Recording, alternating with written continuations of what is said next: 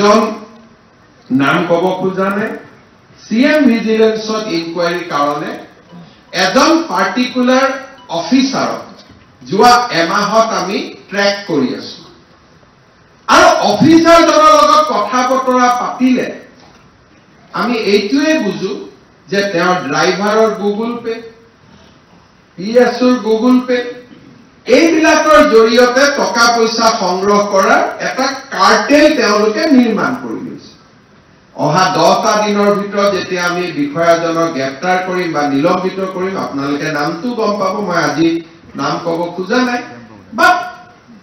এই যে ব্যৱস্থা and he is a product of transparent system এইটো নহয় যে তেওঁ বহু দিন আগত চাকৰি পোৱা যোৱা 3.5 বছৰত চাকৰি পোৱা সেয়েহে আজিৰ দিনটো আমি সংকল্পবদ্ধ হোৱাৰ দিন এজন নাম কব খোজা নাই CM ভিজিলেন্সত ইনকুৱাৰী কাৰণে এজন পাৰ্টিকুলাৰ অফিচাৰক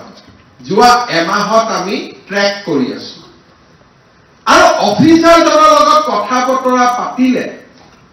আমি এইটোৱে বুজো যে তেওঁৰ ড্ৰাইভাৰৰ গুগল পে PSৰ গুগল পে